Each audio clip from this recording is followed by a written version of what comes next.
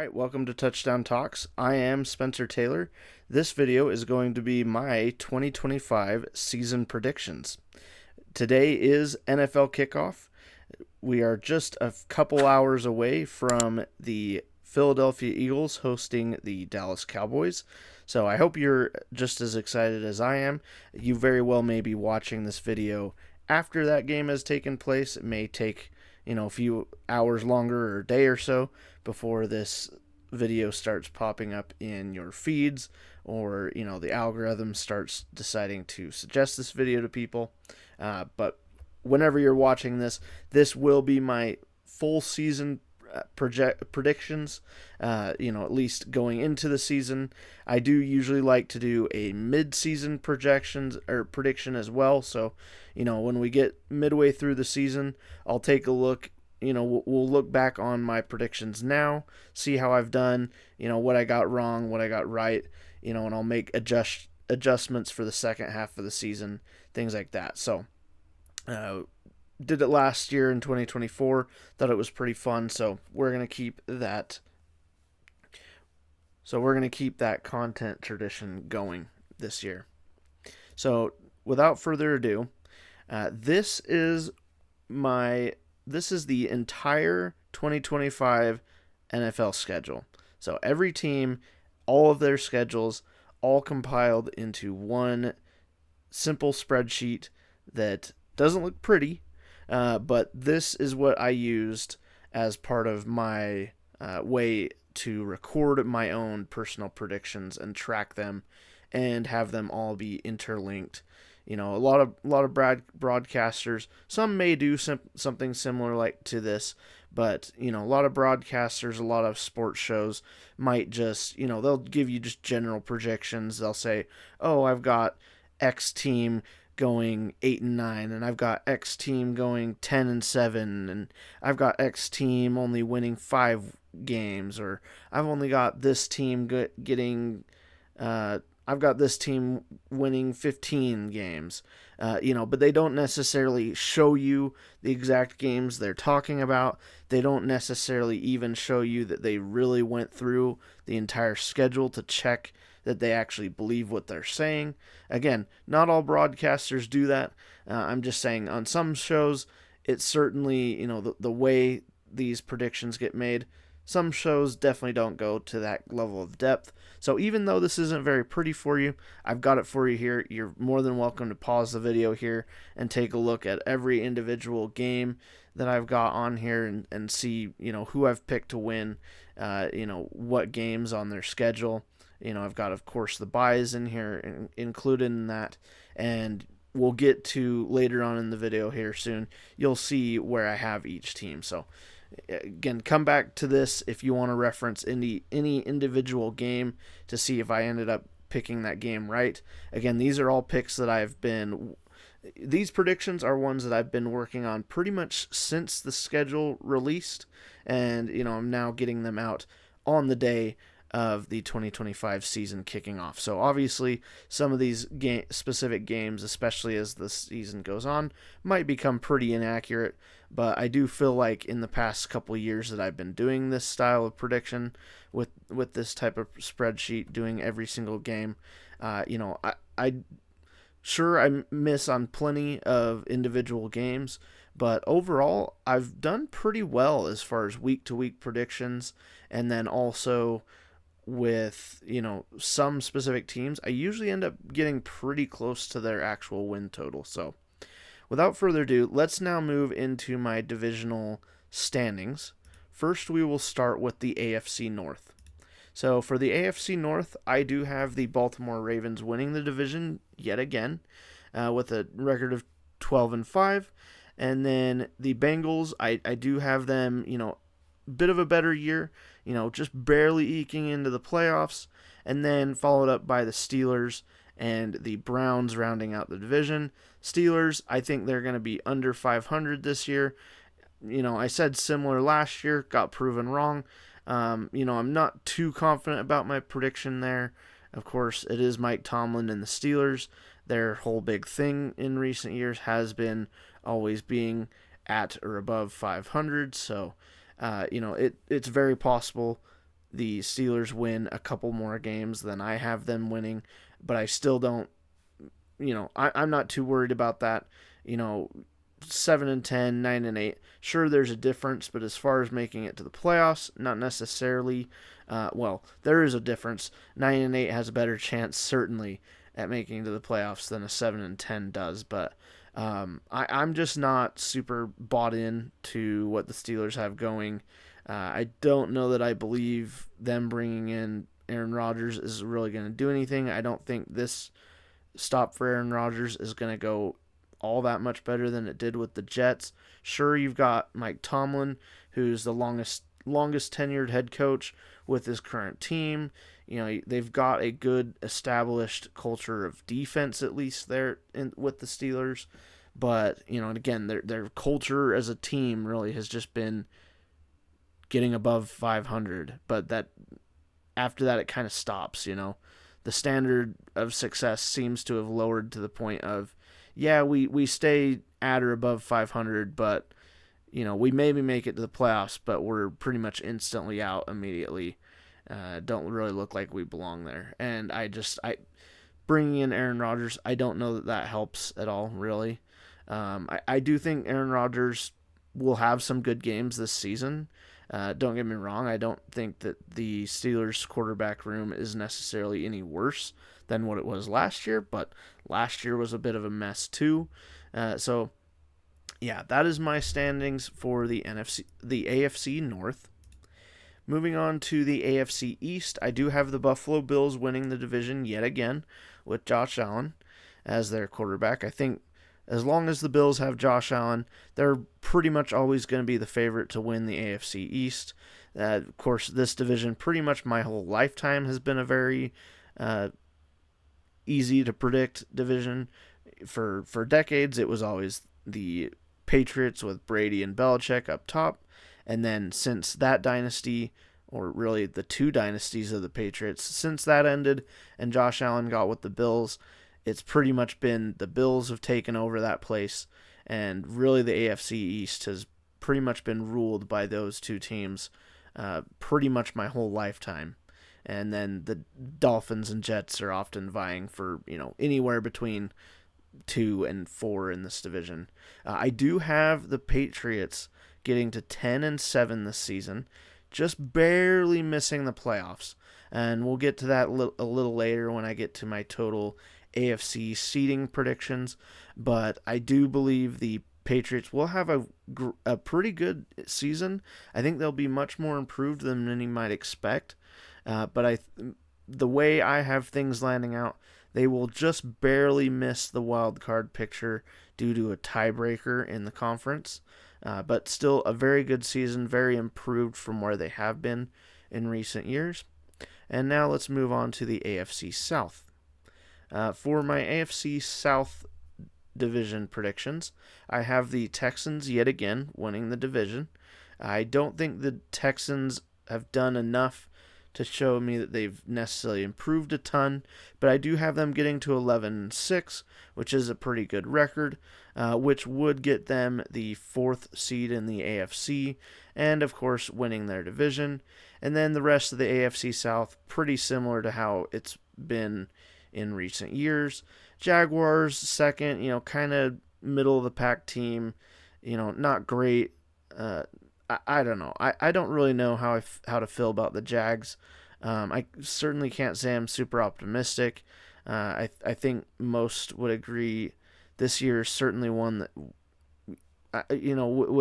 with Trevor Lawrence, it's kind of, what do you got? You've got a new head coach now.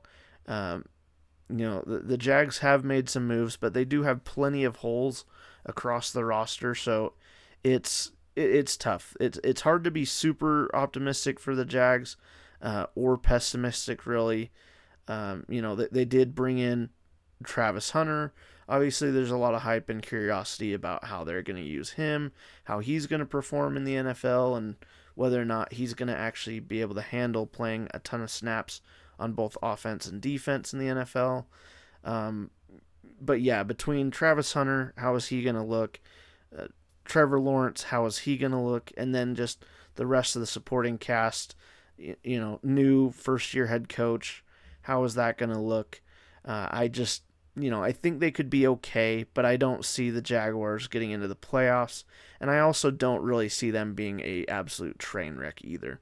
The Titans, I don't have them ending out doing too well either this year, 5-12.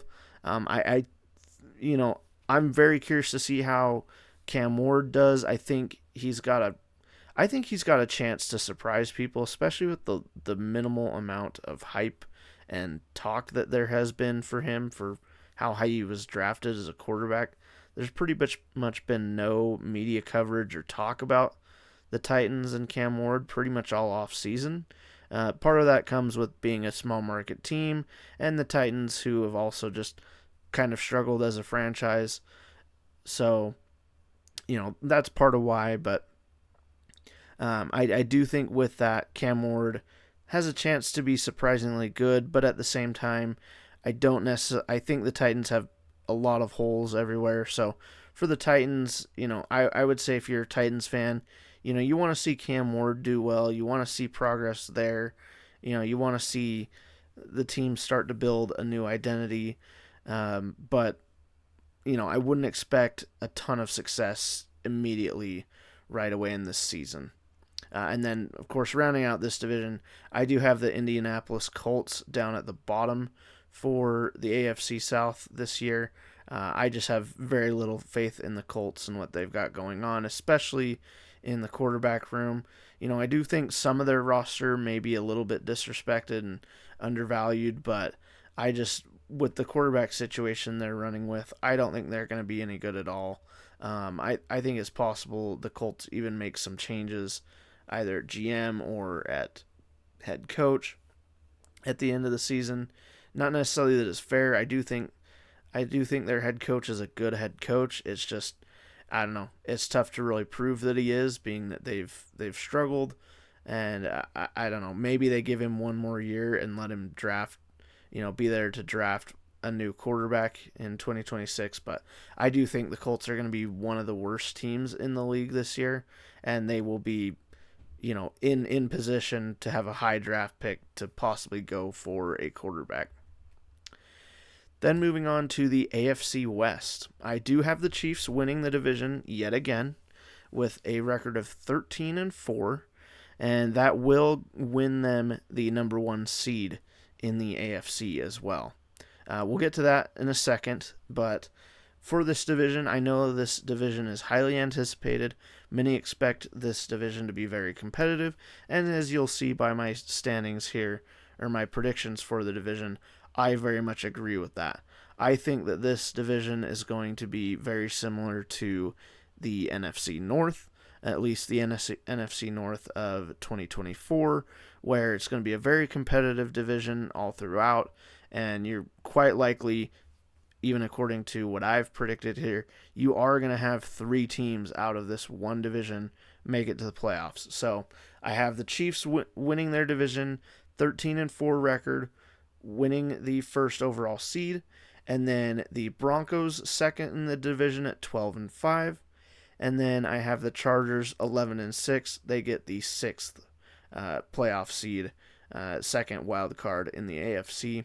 And then the Las Vegas Raiders, I do have them finishing with a record of 7-10, and of course missing the playoffs with that. I do think they're going to be certainly an improved team. I think they're going to look more competitive, and I could certainly see them doing better than this 7-10 record, but they do have a very tough schedule, especially being that they are in the AFC West, and they do have Pete Carroll, they do have Geno Smith, which I do think both are certainly upgrades at very important positions, obviously. They brought in Ashton Genty. There's obviously some fair hype around that move, but otherwise the Raiders do still have plenty of holes, and it's one of those things where even for Pete Carroll, who is an established coach, I would be very surprised if they go from what they have been the past couple seasons to a winning team in the course of just 1 year. I think it may take at least a couple years to get there. So Raiders at 7-10. Again, not a great record, but certainly better than some that they've seen in recent years. And even for that 7-10, I think they will be a very competitive 7-10 team. And that rounds out the AFC. So this here is my AFC seeding predictions based off of all those standings. Based off tiebreakers for the games I predicted, the Ravens would win the tiebreaker over the Bills for the second seed. Not that it would matter a ton, being that only the number one seed gets the bye nowadays. So it wouldn't matter a ton.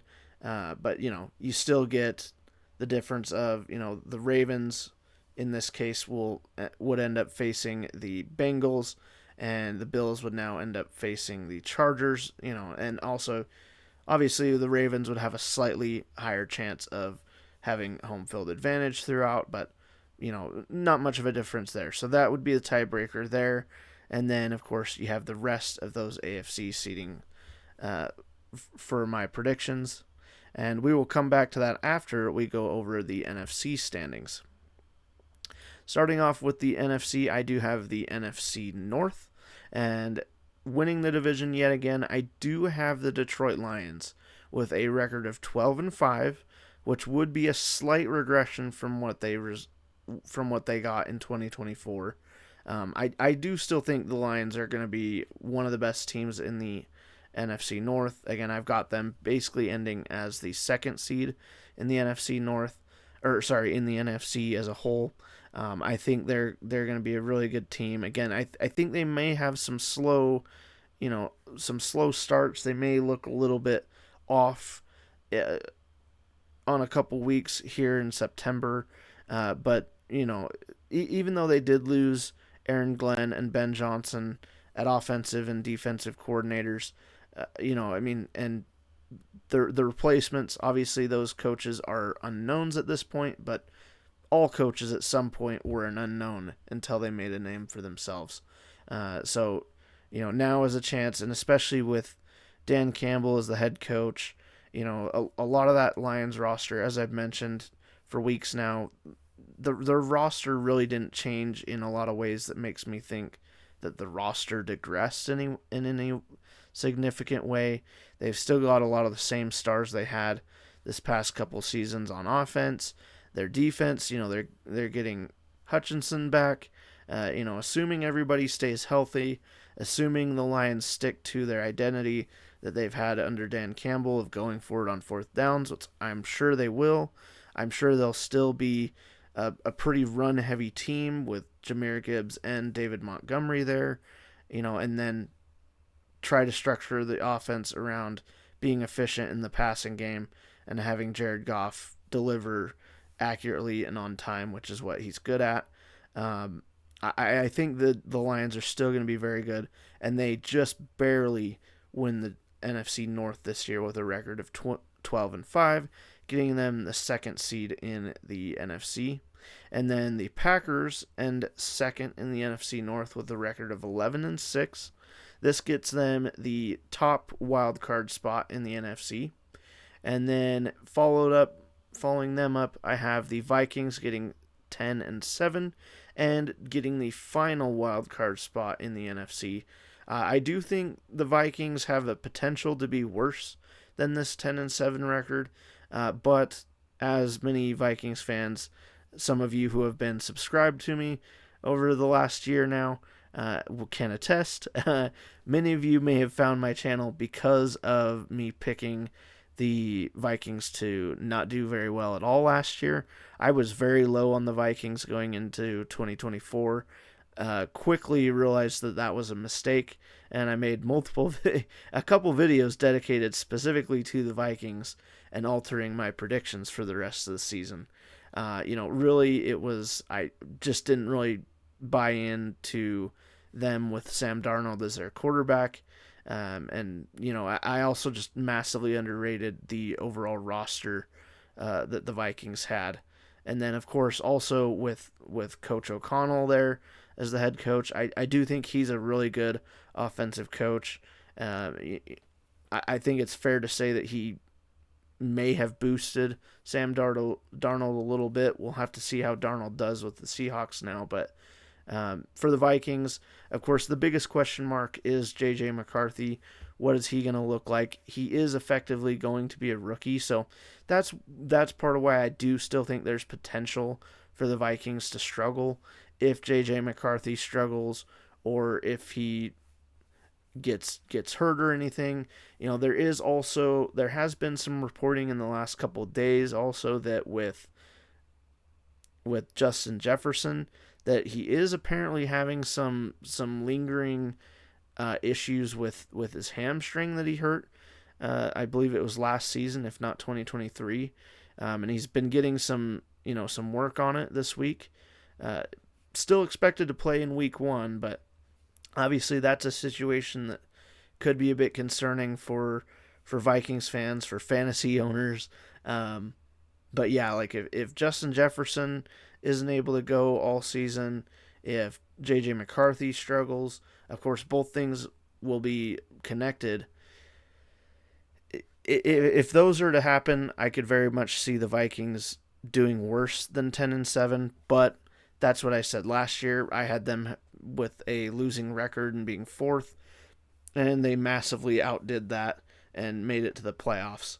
So, and they looked dominant pretty much all of the regular season. Of course, didn't go well for them once they got to the playoffs, but, crazy enough, it didn't go well for any of the NFC North teams that made it to the playoffs, even though there were 3 in 2024. And, of course, if my predictions are correct, 3 teams from the NFC North will make it to the playoffs yet again. And, of course, you'll be asking, all right, Chicago Bears. So I don't want to take too long just on the Chicago Bears, even though they are my team. But, yeah, I do have the Bears down at 4th again in the division, unfortunately. Obviously, I would love to say that I predict that they're going to do better than 9-8.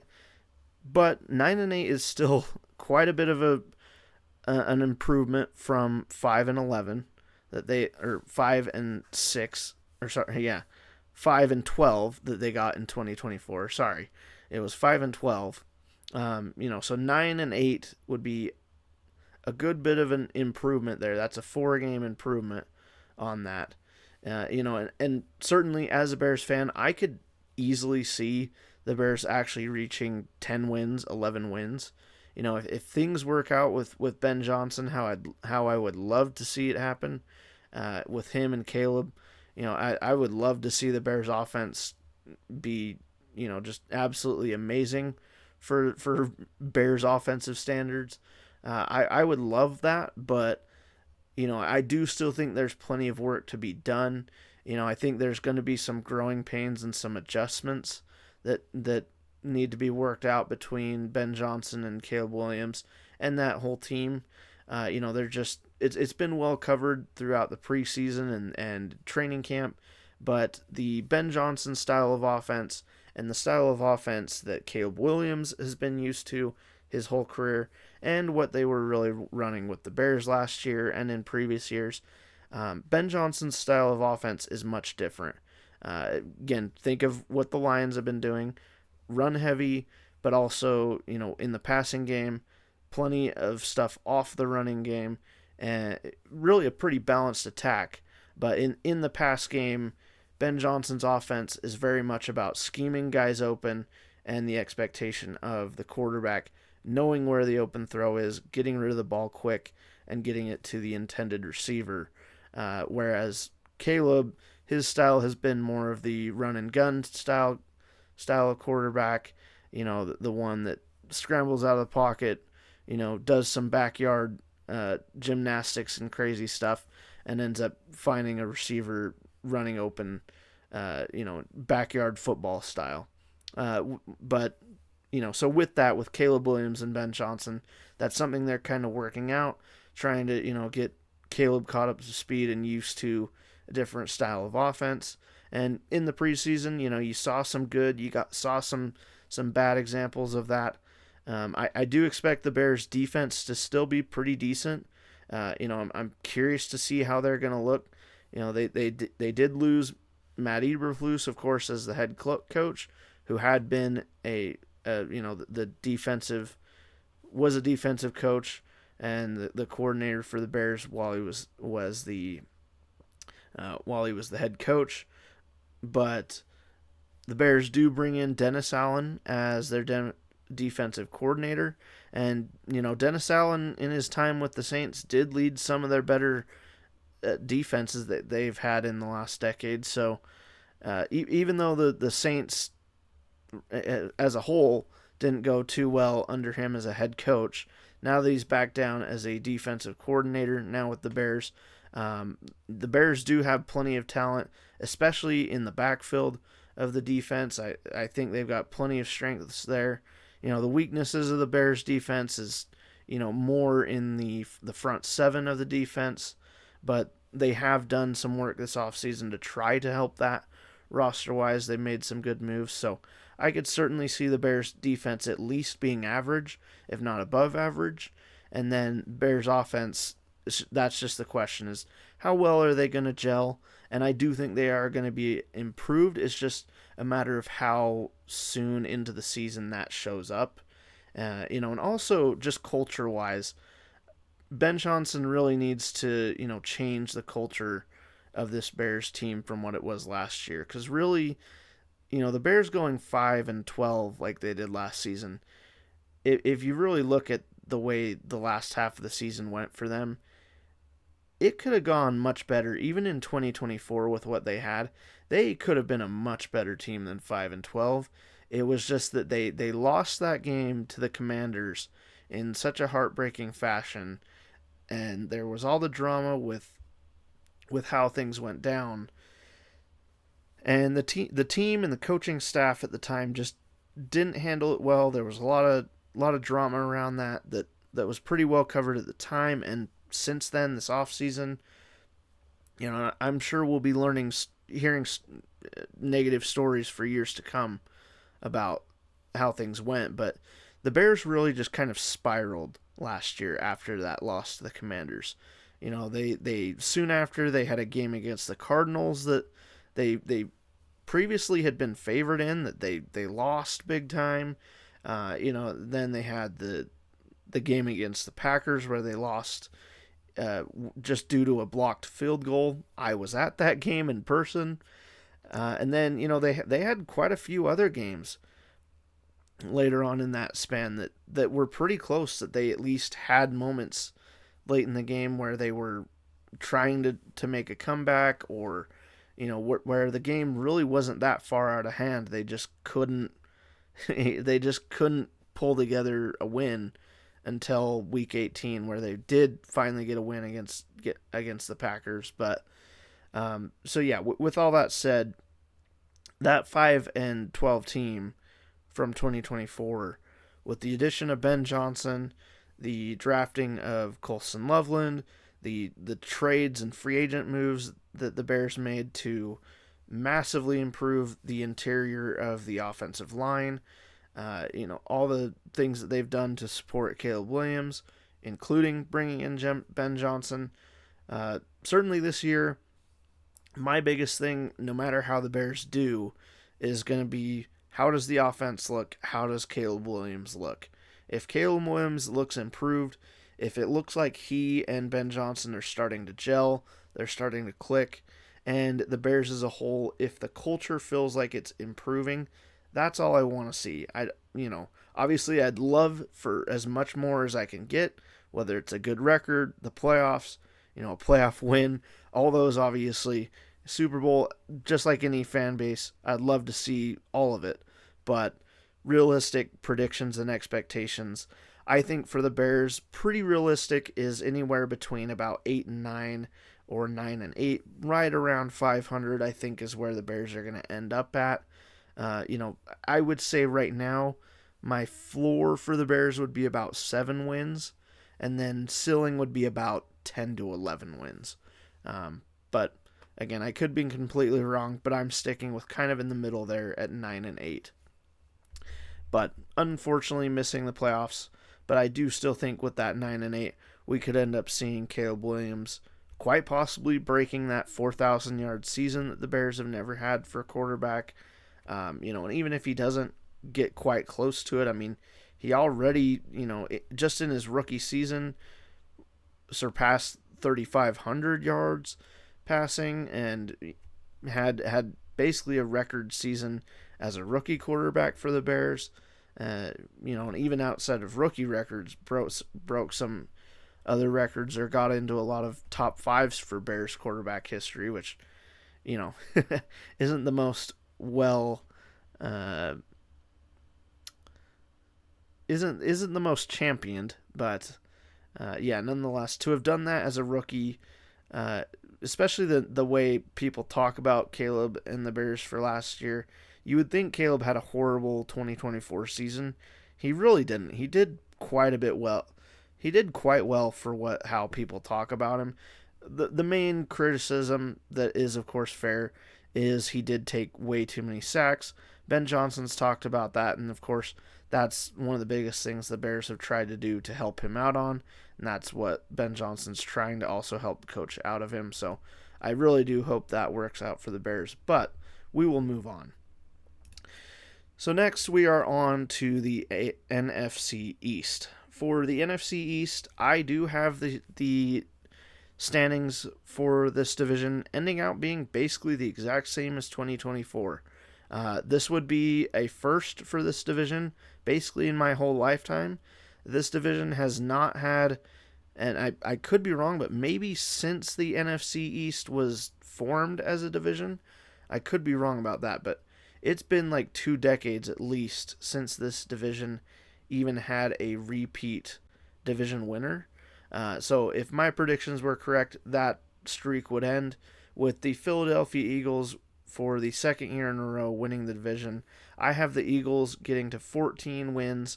That would actually make them the highest win team in the league, just 1 game ahead of the Chiefs for the regular season. But yeah, so for standings, I've got the Eagles going 14-3, getting first in the NFC, the playoff picture, and getting that first round bye in the playoffs. And then for the rest of the division, Washington Commanders at 10-7 and getting into the playoffs with the 6th seed. And then for the rest of the division, the Cowboys at 5-12. I don't think they're going to be very great this year. Obviously, a lot of negative juju. Moving on from trading Micah Parsons, certainly it is possible. I know it's hard to believe right now. It is, of course, possible that the draft picks, the addition of Kenny Clark, it is possible that especially those draft picks do end up yielding some benefits for the Cowboys long term. But obviously for 2025, those draft picks do you nothing. And I even with Micah Parsons or not, I don't believe the Cowboys were going to be very good. As a matter of fact, most of my season predictions here for all these teams, I had already pretty much predicted I had pretty much gone through the whole Cowboys season before the Micah Parsons trade and ended right around this same spot. I believe after the Micah Parsons trade, I dropped the Cowboys down 1 or 2 wins, but yeah, even with Micah Parsons, I didn't see the Cowboys doing much better than maybe 7 wins this year. And I would still say that's possible. But I don't have very much faith in this Cowboys team. I don't think their defense is going to be very good. I think their offense has a chance to be fine. But I have a lot of questions about the run game, which if they can't get the run game going, I don't think the offense is going to be sustainably great throughout the season. You're going to be putting a lot on Dak Prescott and on the receivers. You've also not got the greatest offensive line. So, not the greatest offensive line, not a good run game. You're just asking for Dak Prescott to get hurt again, for other bad things to happen. And then, just on defense, sure, you might be slightly better at stopping the run now with Kenny Clark in there. You might be slightly worse now against the pass. So, that kind of whatever. Again, either way, I wasn't very high on the Cowboys, so they go 5-12, and then the Giants 4-13. I do have them rounding out the bottom of this division. However, I do have a sneaky feeling like the Giants could be frisky this year. I couldn't really see it actually going through the schedule. The Jets do have a pretty tough schedule to be much better than this, in my opinion. But I do think they have a chance, whether it's because Russell Wilson does good or, he just does good for a couple weeks and then Jackson Dart comes in and is impressive. However it ends up shaking out at quarterback for the Giants, I just have a feeling that they're going to be better and at least more competitive than people expect. I think they're going to be in some close games. That coaching staff, general manager, a lot of people in that building going to be on some hot seats this season if things don't go well. I do think they have some pieces, like on defense, on offense. I do think they have some fun weapons on offense, some good players on defense that can ruin a game plan. So I think the Giants have a chance to be competitive. Again, their schedule is tough enough that I just can't see them winning a ton of games. But again, even though I've got them at 4-13, I'm marking. Let's earmark the Giants as a team that I will not be surprised if they are somewhat frisky and maybe get more wins than I'm expecting here. Now let's move on to the NFC South. For the NFC South, I have the Buccaneers winning it with a record of 10-7. Then the Falcons 8-9, Panthers 3-14, and rounding out the division with 2-15, the New Orleans Saints. I think the Saints, similar to how I feel about the Colts, I think the Saints and the Colts are probably the two teams in the league that I feel the lowest amount of hype for. They're the two teams that I expect to be. I expect both of these two teams to be in the top 5 drafting in 2026. I don't feel like either of these two teams are very good. Again, maybe some overlooked pieces on each team, but like for the Saints, you've got Alvin Kamara that I like. You've got Chris Olave. You've got some other stars in some places here or there, but the main thing, of course, quarterback, I just do not, I do not believe in their position there. I don't think anybody does when you've got Spencer Rattler winning out the starting job. He didn't play very well last year in the games that he started. And you do have Kellen Moore now as the head coach. He's been he's been a highly anticipated and highly talked about offensive coordinator in recent years with the teams he's been with. So, sure, maybe the offense could be surprising in some ways, but especially when you're starting with Spencer Rattler at quarterback, there's only so much a coordinator can do. And I just don't think they have enough on the rest of the roster of the Saints to get much wins with that type of a situation at quarterback. So I think the Saints are going to be seeing what they can do, hoping that Shuck can maybe win the quarterback starting job eventually this season, see how he pans out. But I don't know. I think for Saints fans, you almost hope that, if I was a Saints fan, this is kind of the outlook, especially if they do struggle, you almost want them to draft another quarterback in 2026 and draft one with a higher pick that maybe has more potential. Moving to the NFC West, I have the San Francisco 49ers winning the division after a quite disappointing 2024 season that was, of course, mostly due to some injuries, especially with Christian McCaffrey. The Niners do expect him to be back. I think Christian McCaffrey honestly has a pretty good chance to be named Comeback Player of the Year in 2025. As far as I can see it, I might be missing some players, but as far as star players that are well known that are in key positions to make a difference, Christian McCaffrey, a guy who again basically missed all of 2025 due to injury. If Christian McCaffrey comes back and just stays healthy for most, if not all, of the season, and he just returns to even 90% of what he was in 2023 and before, even if he gets to just that and plays pretty much the whole season, assuming the 49ers make it to the playoffs and do well, I think Christian McCaffrey ends up winning the vote for comeback player of the year.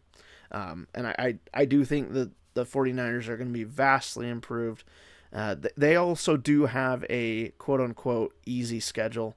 And, I mean, you go through the schedule, as I showed that I have done for every team, and you'll see that it's not hard to see why the Niners' schedule is considered one of the easiest. Just based off the opponents that they're playing, how those opponents did in 2024. A lot of teams that were below 500 in 2024. Of course, the 49ers were one of those teams, and that's part of why they have such an easy schedule, is because they were so bad last year. But again, for the Niners, part of the reason they were so bad was because of the amount of injuries they had to key players. Of course, my biggest concern for the Niners right now is their wide receiver room. I've mentioned that in the fantasy videos, but again, if Christian McCaffrey is able to come back and be healthy, they do have enough wide receivers there that could be serviceable, that I think if they run behind Christian McCaffrey, he's able to stay healthy. With Shanahan as the head coach, I think they'll be able to string enough wins to get to 11-6. That wins them the division. And then close behind them, the LA Rams, I have them barely missing out on the playoffs due to a tiebreaker for the wild card. I have the Rams at 10-7. As of about a week ago, I had the Rams at 11-6, and it was going to come up to a tiebreaker as to who was going to win this division. But for the Rams, I'm very concerned about the rumors, the stories that have been coming out about Matthew Stafford and the issues with his back. There's also some concerns here and there with their offensive line as well. And Matt Stafford being at the age that he's at as a quarterback, he's also not really a running quarterback, certainly not now at his current age. I just have a lot of concerns for the Rams. You've got Jimmy Garoppolo as the backup, who, for a backup, serviceable. You do have Sean McVay as your head coach. You got plenty of great weapons. You got Kyron Williams. You got Puka Nacua, two guys that are very high on fantasy draft boards. A lot of hopes there, but if Matt Stafford goes down, I think Matt Stafford is at least worth a game. And so that's part of why, with the concerns around Stafford, in the last week or so, moved my projection for the Rams from about 11-6 to 10-7. And certainly if they do end up dealing with a good amount of injuries, I could see the Rams being even worse than 10-7, unfortunately. And then the Cardinals, this is another team that I think could be, well, actually, really the Cardinals and the Seahawks here. Cardinals 8-9, Seahawks 7-10. Those are my projections for each team, but really both of these two teams, I could see each of these two teams being surprisingly good and frisky in their own rights. I think this NFC West division is going to be very competitive and very interesting.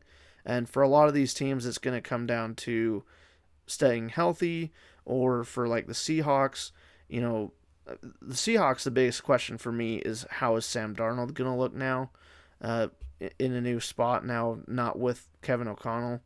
Again, I can't say that I have much faith in Sam Darnold. However, I didn't last year when he was with the Vikings, and he proved me wrong. So, this year is going to be a test to show whether or not it was the Vikings that proved me wrong or Sam Darnold that proved me wrong last year. And if it's Sam Darnold, the Seahawks as a whole might prove me wrong this year as well. But, they're the team in the division I have the least amount of faith in this year. But, really all four of these teams in this division, I could see any of them winning it if you give the right combination of injuries to the other teams, or just, consistency or non-consistency from your quarterback in each of these teams. But yeah, I do think this division as a whole will be semi-frisky, though. And with that rounds out the NFC North, or the NFC as a whole for me. So that this ends up being the NFC Playoff Seeding, with the Eagles getting that first round bye. And with that, let's get into my playoff projections for 2025. So with those standings, this is my playoff bracket and my predictions for that bracket. As you'll see, I've got the Lions and Vikings and of course, these are all based off of seeding and how the seeding would work if each of these teams won. I did find it interesting that this would end up having the Lions and Vikings playing a divisional game in the playoffs, and the Eagles and Commanders in the second round playing against each other. So that would be pretty fun to have that work out. And if this were the playoff picture and the exact seeding that I've got, based off how I feel about each team, I do think the NFC Championship would be the Philadelphia Eagles hosting the Detroit Lions. And I'm sorry to Lions fans, I really wanted to do it, but I just couldn't put the Lions over the Eagles in the NFC Championship game.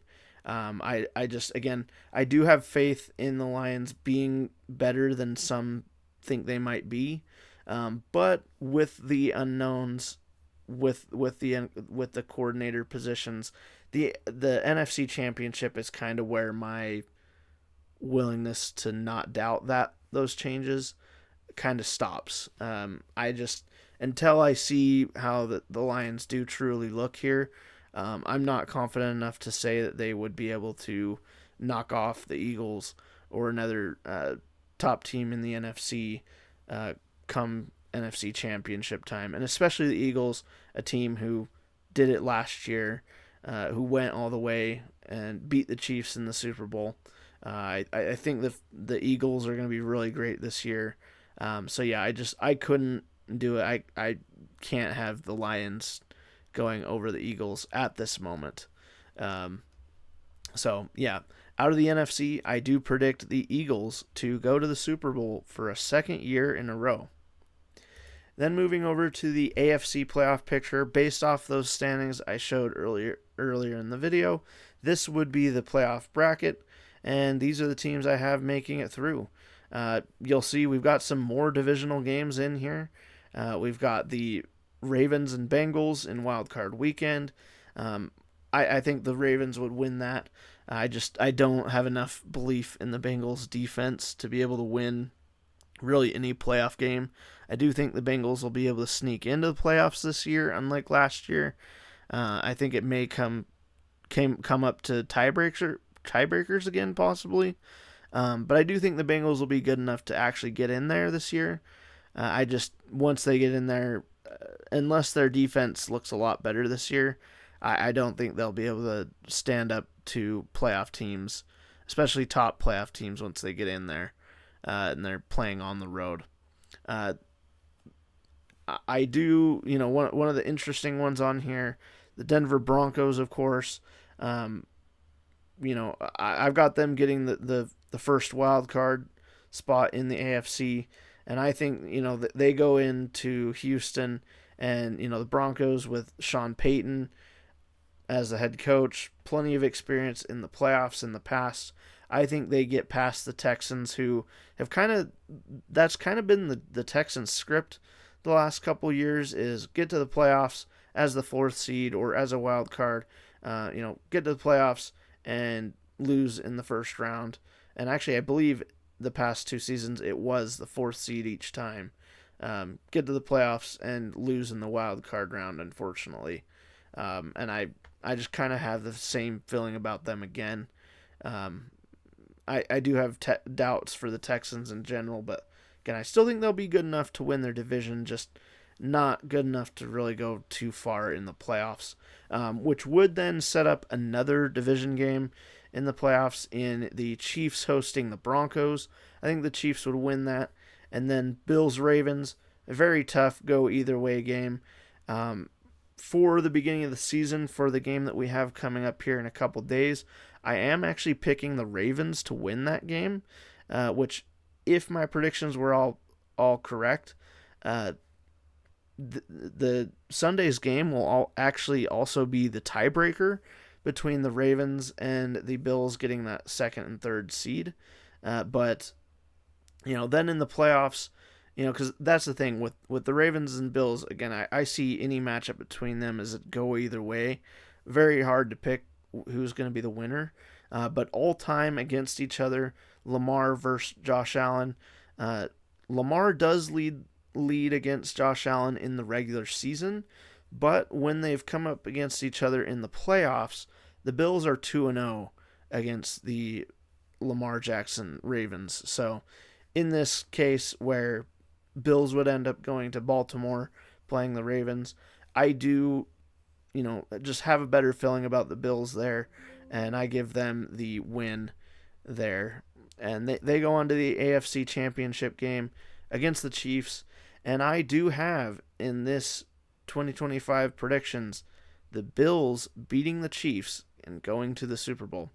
And with that, my Super Bowl prediction is the Eagles and the Bills. Super Bowl will be played at Levi Stadium in San Francisco, or I guess I should say Santa Clara. But I do have the Bills eking out a win over the Philadelphia Eagles, 27-23. The Bills finally get that Super Bowl win. The Eagles, I do think they get there to the Super Bowl for a second year in a row.